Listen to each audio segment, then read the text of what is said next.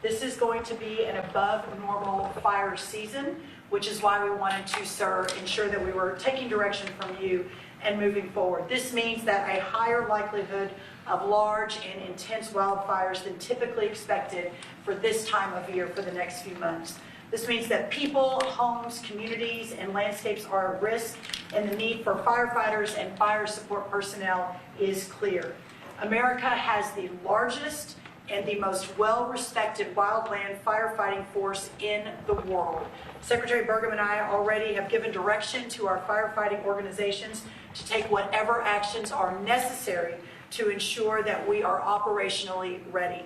The Department of Interior and the Department of Agriculture employ over 17,000 federal wildland firefighters every year. At the peak of fire capacity, our surge with their interagency, tribal, state, local, will have approximately 13,000 additional wildfire personnel.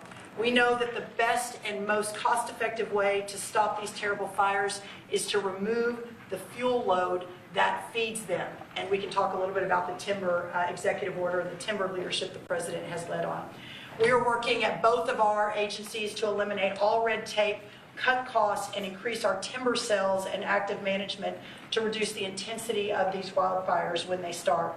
We are increasing timber production by 25% thanks to President Trump, with the goal of not only supporting our industry partners and our rural communities, but also reducing the number of catastrophic wildfires.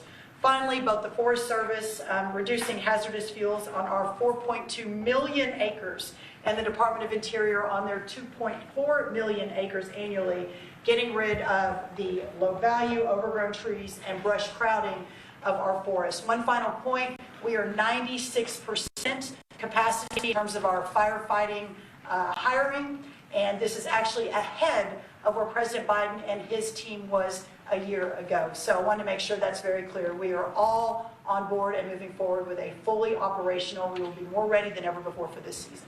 Thank you very much. Please, Doug. Well, thank you, Mr. President, and thank you, Secretary Rollins, for the partnership that we have between the U.S. Forest Service and the Department of Interior. There's over 700 million acres of surface land that the federal government manages in this country. And under President Trump's orders, we are now actually managing that land.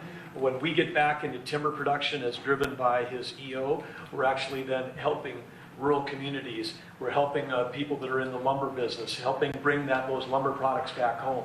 As we stepped away from this industry, President Trump is now bringing it back. And we, as a nation, we're now, before President Trump backing up, we were burning more timber than we were harvesting in this country. When we spend a dollar on prevention, we save hundreds of dollars on the back end on firefighting. This is going to save Americans dollars when we're out there preventing fires and stopping fires when they begin versus letting these fires become huge and then causing the destruction we have. With the growth of our country around urban areas, there's been a 30% growth of what's called the wildlands and urban interface. When this happens, people start building homes, like the tragedy that President Trump visited in California where so many people lost their lives, but this is where we're essentially creating cities in the middle of forests, but not doing the forest management and creating that deadly fire load out of there. But now we intermix communities with above ground power lines. This can lead to dangerous situations. So President Trump committed to us doing fire management. We'll reduce that fire load. In addition to that, there's a proposal, which Russ has included in the President's OMB budget, for the unification, because between Secretary Rollins and the U.S. Forest Service across Interior, we have 4 different firefighting groups across U.S. Fish and Wildlife, the Bureau of Land Management, the Bureau of Indian Affairs, the National Park Service. These 5 groups under the proposal are going to be unified in terms of their leadership, and so we've got consistent strategies and consistent tactics. But then when we have these thousands of people that are out there fighting fires and putting their lives at work to protect our communities, we also have to step up, as President Trump knows, with our military. We've got to make sure that these brave firefighters are out there actually have the same equipment. In some cases, we're decades behind in terms of giving them the technology they need for either early detection or for saving their own lives. We've got some great examples of where we have good collaboration going. between the federal government and Alaska, the state of Alaska, for example, and then also at the National Interagency Fire Center in Idaho, where we are already coordinating. Brooke and I have already held a joint briefing with the fire leaders about this fire season. So we'll continue to unify this work, but we have to work with the states because this year there have been 1.2 million acres already burned. Only 25% of that's been on federal. The other 75% has been on state lands or private lands. And so together we have to work to protect America's resources. And under President Trump's leadership, we've got the guidance through the EOs to make that happen. Thank you very much, Doug. He's doing a great job. They all are. Russell, vote. Sure. Thanks, Mr. President. From a funding perspective, the accounts that support the important work that these cabinet secretaries are doing are funded. They're flush. The main one, the Disaster Relief Fund, has $13 billion. It's projected to get us all the way into the end of the fiscal year. So we're in a very good place, and the President has personally been a steward of the taxpayer resources on every one of the expenses that the states have come in for to put us in the position where we are ready for this season. Thank you. Great job. Thanks, Russell. Christine. Yeah, Mr. President, we are in hurricane season right now. It will last for the next several months, and we are prepared for what is coming. We are anticipating that we will have higher than usual activity during this hurricane season. We could have 3 to 5 major storms, up to a dozen other hurricane level thresholds that we will meet throughout this season. And FEMA stands prepared and has been working with all of our regions on training, pre-deploying resources, making sure that individuals are out there ready to respond to each state as they bring the necessary resources to take care of their people. But also, sir, you've been very clear that you want to see FEMA eliminated as it exists today.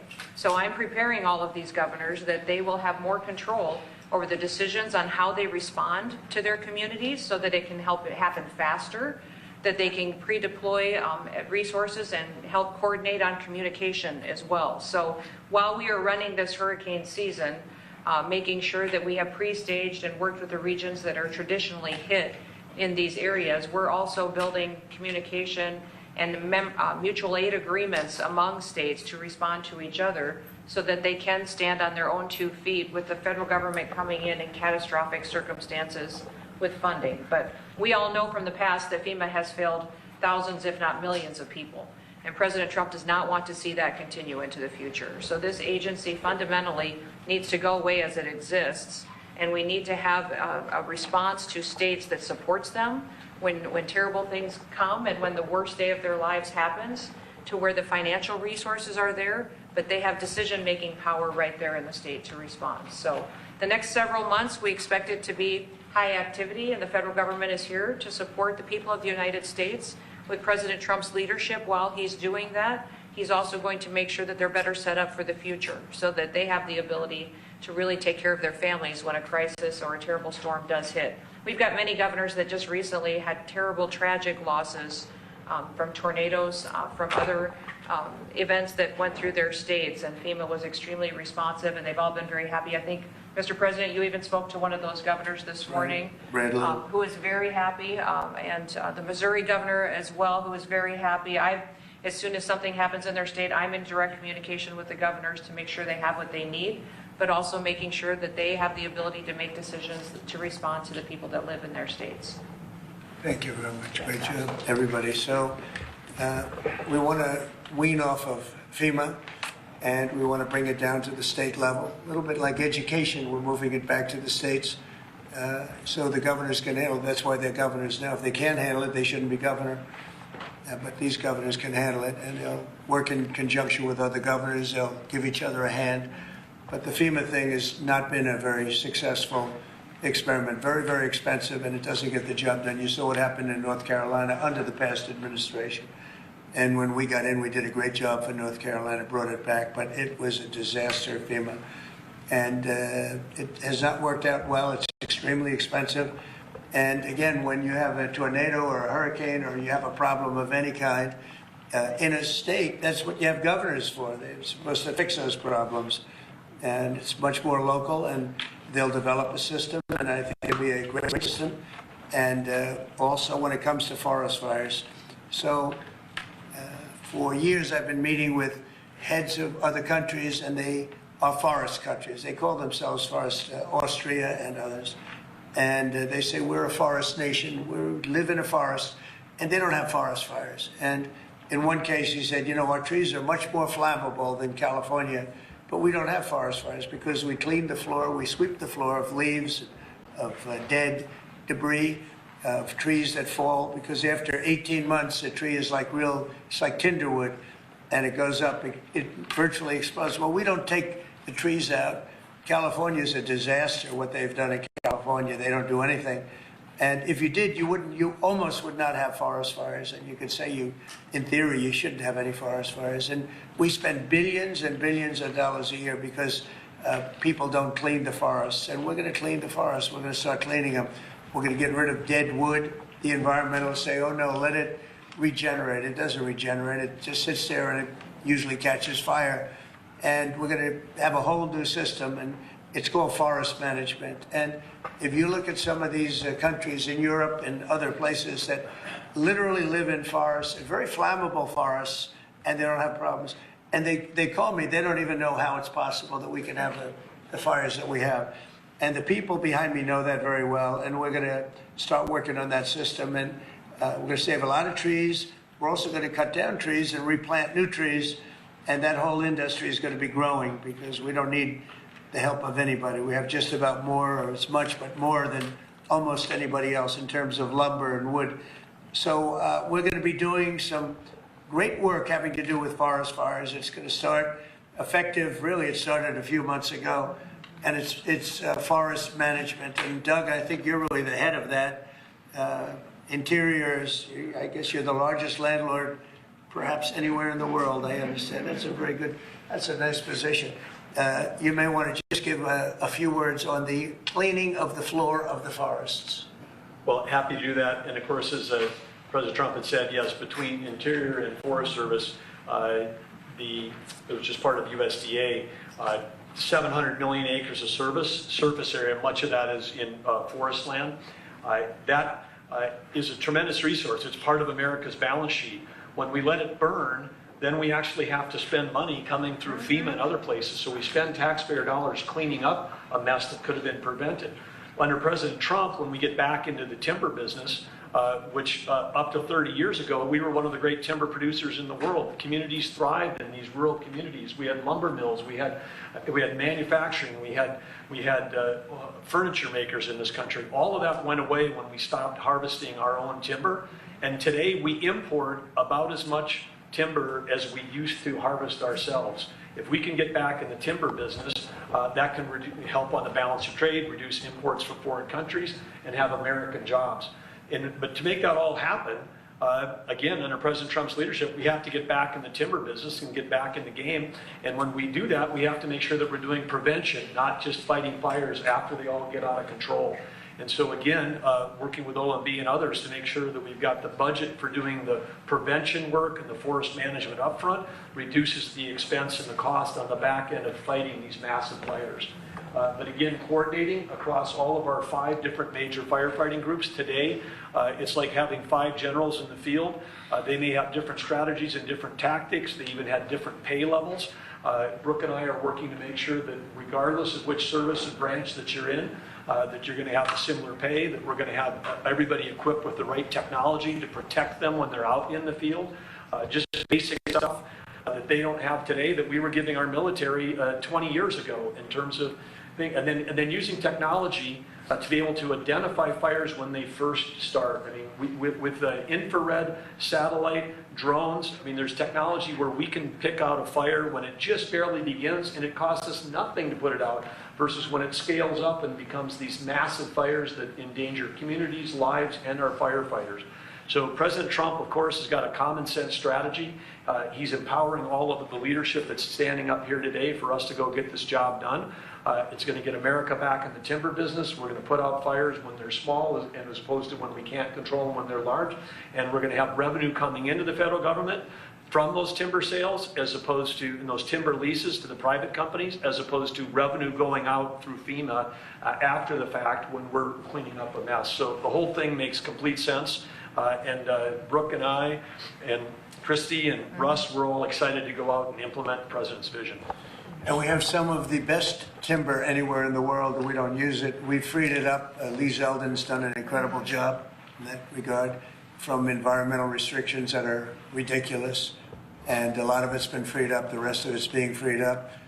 Some areas will continue to protect, but we're going to be freeing up most of it.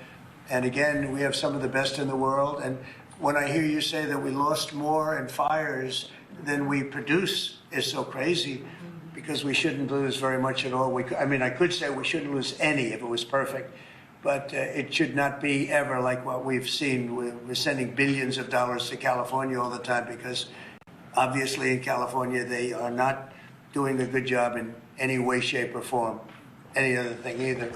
So with that, I'm heading to Fort Bragg right now. I think the helicopter's landing as we speak.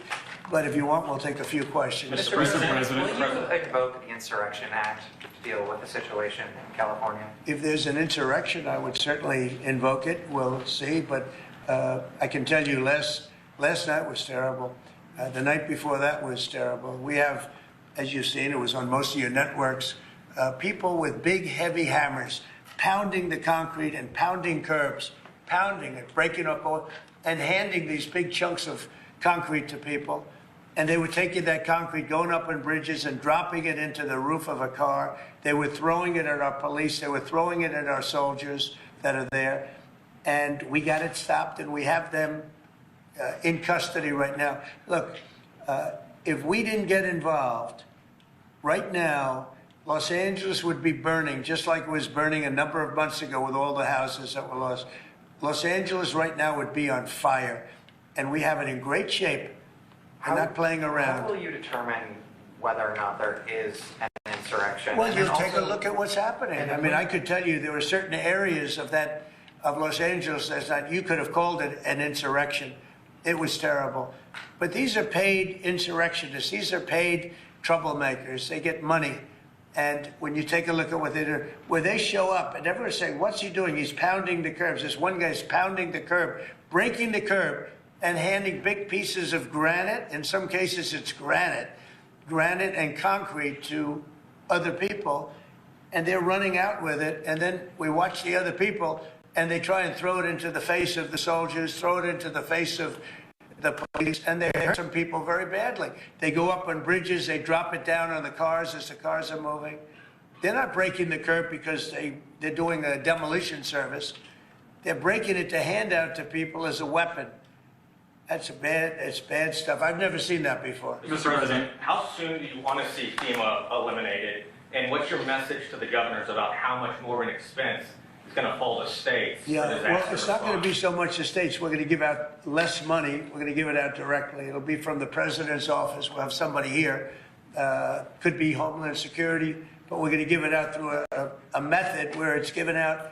As an example, I just gave out $71 million to a certain state. They were looking to do about 120. They were very happy with the 71 million.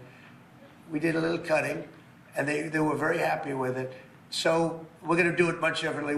We think after this, Christy, I'd say after the hurricane season, we'll start phasing it out. Yes, sir. You set up a FEMA council over the next couple of months. We'll be working on reforms and what FEMA will look like in the future as a different agency, as under the Department of Homeland Security to the president's vision. And it will empower governors to go out and respond to emergency situations. And that what the president does best is to make sure that the taxpayers are only fulfilling the need to which is appropriate, and that people are responsible to respond to their own people closest to home. So if a certain state, as an example, gets hit by a hurricane or tornado, that's what a governor should be able to handle it. And frankly, if they can handle it, the aftermath, then maybe they shouldn't be governor. And Mr. President, when is the last time you spoke with Governor Newsom? A day ago. Called him up to tell him, got to do a better job. He's doing a bad job, causing a lot of death and a lot of potential death. If we didn't send out the National Guard, and last night we gave him a little additional help, you would have, Los Angeles would be burning right now. Los Angeles would be not a lot different than what you saw take place in California and Los Angeles just a little while ago. And, you got to remember, we have the Olympics coming. And we don't want people looking at Los Angeles like it would have been. it would have been bad. Last night, they had total control. If we didn't have the military in there, the National Guard, and then we also sent in some Marines, we had some bad people. We have people, they look in your face and they spit right in your face. They're animals. And these are paid insurrectionists. These are paid troublemakers. They're agitators. They're paid. Do you think somebody walks up to a curb and starts hammering pieces out, has all the equipment necessary, and starts handing it out to people to use as a weapon? These are paid insurrectionists or agitators or troublemakers. You can call it whatever you want.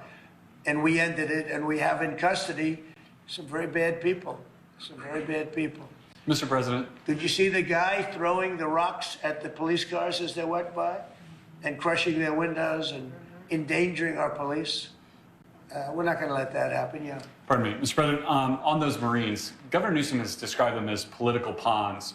I'm curious for your reaction to that and what you see as the Marines' role and what are their rules of engagement? All I want is safety. I just want a safe area. We have, Los Angeles was under siege until we got there. The police were unable to handle it. You can speak to the chief. He said it on television 3 nights ago. He said, this is more than we can handle. They said that. And the LA police, I know a lot of the police in LA, they're good, they're great people, but they're given instructions not to do this, not to do that. But in this case, they were trying their best. They were not able to handle it. It was out of control. When we got there, and you have to remember, I've been here before, and I went right by every rule, and I waited for governors to say, send in the National Guard. They wouldn't do it. They wouldn't do it, and they just wouldn't do it. It kept going on and on, got worse and worse. And in Minneapolis, that city was burning down 7 days, and I said, I don't care. The governor, who's a governor that just happened to be running for vice president, a total, you talk about an incompetent governor, he's an incompetent person. That he was picked, well, I was actually very happy he was picked for other reasons. But this guy wouldn't call the National Guard. And we ultimately just sent in the National Guard. We stopped it. But that was after 7 days. And I said to myself, if that stuff happens again, we've got to make faster decisions because they don't want to do it. The radical left, it's usually radical left, and it's usually governors that are Democrat, and they don't want to call them in. They don't want to save lives. They don't want to save property. They don't want to call them in. I don't know what it is. We sent them in, not early, we sent them in late as far as I'm concerned. But big problems, as you know, 3 nights ago, big problems were ensuing. If we didn't send in the National Guard quickly, right now, Los Angeles would be burning to the ground. The Marines is, a lot of people think, an escalatory step, though. These are guys who fight wars. Are you at all concerned that things could get out of hand with Marines when I see people American City? Throwing concrete into cars, when I see people, the kind of people that I saw on your network doing danger to the police and to the military and to the National Guard, no, it's okay. You know, you start running out of people. When you have 2,000 people from a National Guard standpoint, we have a very big military. But the National Guard, they needed a little extra help. And we sent them a little, and we did a great job last night. We had, well, you had a lot of cars go up in smoke and flame and a lot of bad scenes, but it was pretty minor by comparison. This morning it's very calm. We'll see what happens later. But they know if they go there, they're not going to get anywhere because we have the National Guard there. We backed it up with a number of Marines, yeah. Mr. President, do you agree with Governor Abbott soon signing legislation to mandate the 10 Commandments in school classrooms? Having to do with what? Governor Abbott is soon going to sign legislation to mandate displays of the 10 Commandments in school classrooms. Do you support him? I have to take a look at it. I'm going to have to look at it. Will the National Guard be in California indefinitely? How long will they be there until you think? Until there's no danger. It's easy. Look, it's common sense. You ask me that question. When there's no danger, they'll leave. You would have had a horrible situation had I not sent them in. Horrible. You'd be reporting on a lot of death and a lot of destruction that's not going to take place. I think if you look, every night it got less and less. They were met with very strong force, the bad people, the bad, sick people that do what they do. But these are paid people in many cases, not in all cases, but in many cases. And they really are, they're agitators. I was wondering if you had any response to Mexican President Sheinbaum, who condemned the violence there. Have you been in touch with her at all? Said what? I was wondering if you had any response to what Mexican President Claudine Sheinbaum said in response. What'd she say? She condemned the violence in LA. Oh, I do too. Yeah. Have you been in touch with her at all? Well, you think I don't condemn it? I condemn the violence in LA, ladies and gentlemen, but I also stopped the violence in LA. And by doing what I did, I stopped the violence in LA. And that would have been, I think, maybe I'd ask Christy to speak to that. That would have been an unbelievable tragedy. We would be talking, I don't know that would even be here right now. It would have been so bad. I'd probably maybe be out there. I don't know, but Christy, could you speak to that? Absolutely. So in 2020, I was a governor of a neighboring state to Tim Walz and watched him let his city burn. And the president and I have talked about this in the past, and he was not going to let that happen to another city and to another community where a bad governor made a bad decision. So Claudia Sheinbaum came out and encouraged more protests in LA, and I condemn her for that. She should not be encouraging violent protests that are going on. If people are allowed to peacefully protest, but the violence that we're seeing is not acceptable, and it's not going to happen in America. This president is standing up for the average American who wants to walk their child to school every day safely, run their small business, and provide for their families. That's the action that he's taken. He has every authority under the Constitution to send these National Guard under Title 10 into these communities and make sure that operations go smoothly, that law enforcement officers are protected, that they can continue to do their work without fear of being injured or killed or disrespected, and that they can go home to their families at night. So I'm incredibly proud of the president for activating the National Guard and for sending in these Marines, because these Marines are specifically trained to meet the need that we have on the ground in LA right now. And Governor Newsom has done a disservice to the state of California for many years. The people there should never elect him into a leadership position ever again. He The clearly governor's a nice guy, but he's grossly incompetent. Terrible When it guy. comes to his railroad that he's building, where it's like 30 times over budget, nobody's ever seen anything like it. Now it doesn't even go to San Francisco and LA. It's way short of it.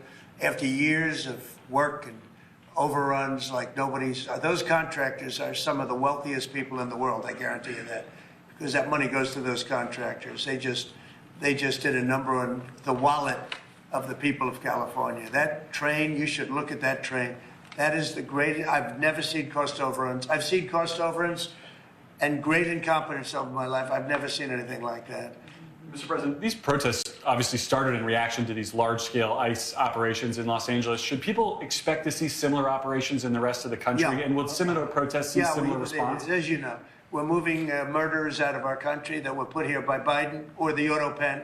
The auto pen really did. I mean, the people, whether it's Lisa Monaco or whoever operated the auto pen, these are criminals. The people are criminals that allowed these criminals into our country. And I don't think that Biden knew what the hell he was doing. I don't think he even knew about it. But when they opened up our borders for the whole world to come in, yeah, we're going to get them out. We're getting them out. We're starting to get acknowledgement from the courts that, you know, there's a system.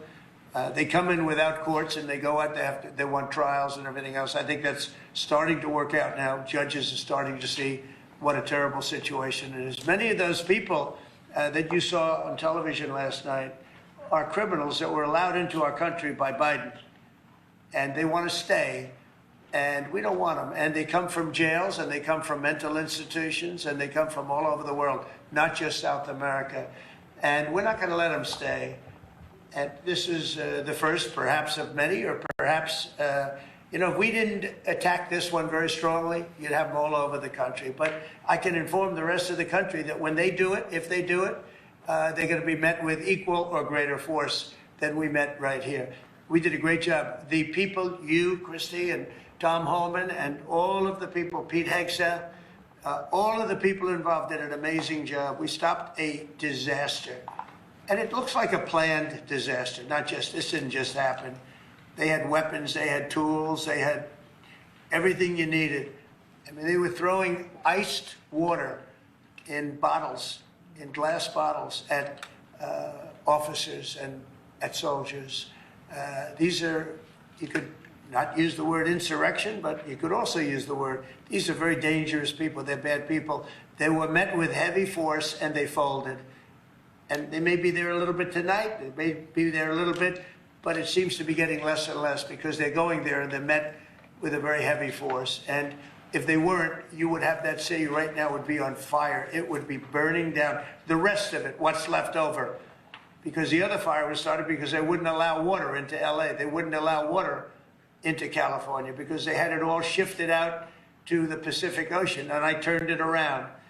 And I told them to do it in my first term, and they didn't do it.